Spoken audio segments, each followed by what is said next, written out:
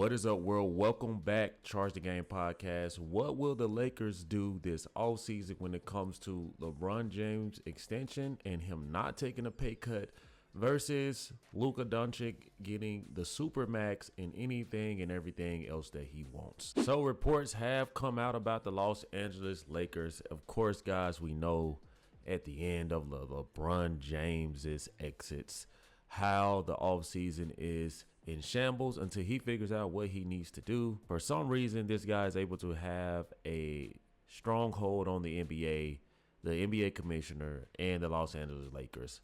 Could that be because of Clutch Sports? Could that be because of LeBron James? I don't know, but I feel like it's all LeBron James fatigue, you know, in some instances, but that's just my opinion.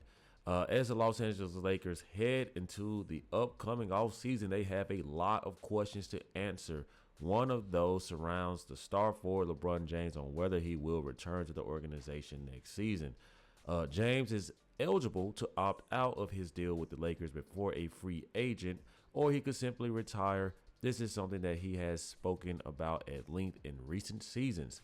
But no matter what James does, the Lakers may be in some trouble. There have been some who wonder whether James would accept a pay cut to help Los Angeles build a stronger team. However, it seems that the star forward may not even be entertaining the idea. So LeBron James did take a $2 million haircut off of this previous season. We've all heard LeBron James say that after he took the first major pay cut with the Miami Heat that he would not ever do it again. And I think that in this instance, LeBron James may be being a bit spiteful. He doesn't have to take a pay cut. I mean, Stephen Wardell Curry certainly did not take a pay cut. And I think he had a, $60 million season or something like that. So LeBron James is, he's probably looking around like, why should I help you guys? You traded away Anthony Davis that I may or may not have known about. We still don't know the verdict on that, right? But, LeBron James is very meticulous. He's very stubborn. And when I read this right away, I said, yeah, he's probably salty that Luka Doncic is the new face of the franchise. And if push comes to shove, they're going to have to move on from LeBron James over Luka Doncic. LeBron James probably knows this, which in my mind probably makes sense for him to take a pay cut because you have to pay the new superstar. You have to extend him. This was the deal when Dallas traded Luka Doncic to the Los Angeles Lakers.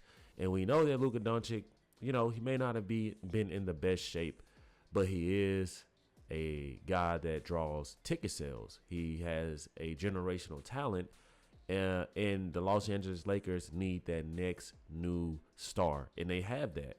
So in my mind, I've told you guys that they should trade LeBron James. Whether or not Bronny James is a part of that package, that's to be discussed, to be determined. We can't really worry about all of that. I think that one of the biggest chess pieces that they have to do is decide between Luka and Doncic what is best for the team. And in my mind, I think that it's best for Luka Doncic to be the star featured franchise player. And if LeBron James is going to be on the Lakers, I'm not going to say he needs to take a pay cut, but he needs to take some type of pay cut that makes him the third option. Because at this point in time, LeBron James is certainly not a first option. He can't be the second option, but I do think that he can pull a Chris Bosh on himself. LeBron James made Chris Bosh a third option when he was an all-star in Toronto. So I think at this juncture in LeBron's career, why not choose to be that third star? Well, LeBron James, who is ego-driven, an egomaniac, just can't help himself. He still needs to be in the spotlight some way, somehow. I'm going to make a video about this mysterious injury after every playoff exit is arm coming out in a cast or his foot in a boot or LeBron James was playing with a fractured fibula the whole time. Man, it's just always something, right? But we're gonna make a separate video about that, guys. But right now, we have to get down to the bottom on what LeBron James is thinking, possibly, and what the Lakers are going to do. Assuming James likely opts into his $52.6 million deal for next season, the Lakers could have a very few routes for success. Due to his high salary, Los Angeles won't have much room to build a team around him and co-star Luka. Now, I want you guys to see how they do a great job of still giving LeBron James this entitlement and this power. They said co-star Luka Doncic. How is a guy who is putting up more numbers than LeBron James at this point in his career considered a co-star? No, LeBron James is Luka's co-star. And this is why the Lakers are going to screw themselves, because they're going to be too afraid to just announce this. We know that JJ Redick technically won't let LeBron James ever feel like he's the second player or the third best player on the team. He's always going to be number one in JJ Redick's eyes, because LeBron is the reason that JJ Redick is the head coach. They keep saying co-star. Luka Doncic is a better offensive player right now than LeBron James. LeBron James don't play defense like that either. So at the end of the day, I'm going to go with the new young guy, right? The new young toy in Luka Doncic. All of this co-star stuff is just nonsense at this point. Why would you not want to build a team around Luka? Only Luka. You guys saw as clear as day, build a team around him and co-star Luka. Why are the Lakers still building a team around LeBron James? What has that gotten you guys besides the bubble championship that nobody really claims, not even the Laker fans? They don't really claim that because it wasn't done in the fashion that Shaquille O'Neal, Magic, and Kobe Bean Bryant once did it. In Lakerland, that doesn't even count. So I'll ask again, what has LeBron James did besides get coaches fired, get players traded to and from LA? And then you have this. Lakers roomies willing to offer Luka Doncic whatever contract extension structure he desires. See, now I feel like the Lakers are talking out of both sides of their mouths. On one side, they're saying that they're willing to build a team around LeBron James. And on the other hand, they're talking about giving Luka Doncic whatever contract structure and desires that he wants. So how is it going to work? How is it going to all come together? What are you going to do? Satisfy both of your stars on the team, but not build around them? I mean, seriously, at this point, you got to cut bait with one. And if I'm the Lakers, again, guys, I'm not a Laker fan, I would let LeBron James walk. I would ask him fair and square, where would you like to go? Let's see if we can make something happen out of respect, because like, I get it that the Lakers are probably thinking about box office, right? The stars.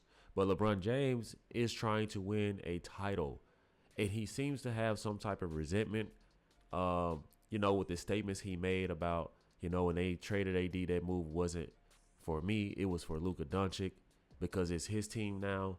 And then he said something in the post-game presser about, well, I don't want to talk about not having a center, because when AD said something about that, he got traded a week later. I mean, what's up with that? LeBron James throwing jabs and subs at the Lakers front office.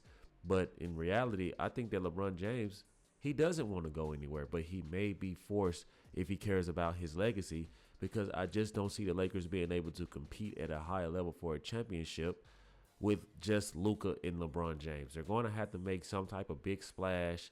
Or maybe they probably would have gone far with just a good to decent center. So I don't know.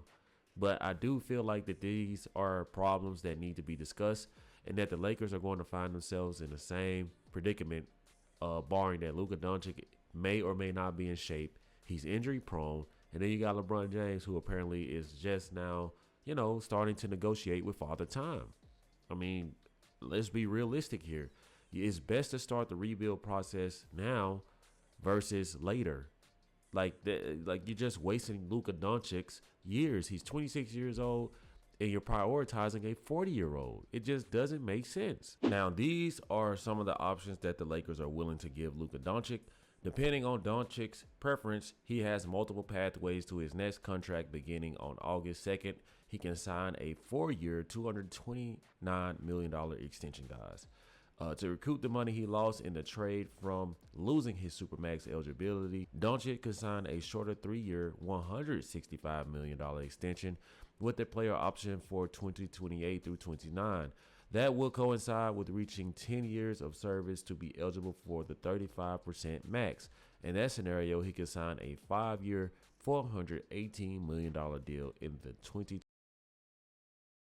He could also choose to play out his contract opt out after 2025 through 26 and re-sign after 5 years, 296 million, or sign with another team for 4 years at 219 million. According to team sources, the Lakers will be amenable to whatever contract structure Doncic desires. So it seems like they want to prioritize Luka Doncic, but yet at the same time they want to keep LeBron James satisfied and happy, and that is going to indeed be a problem.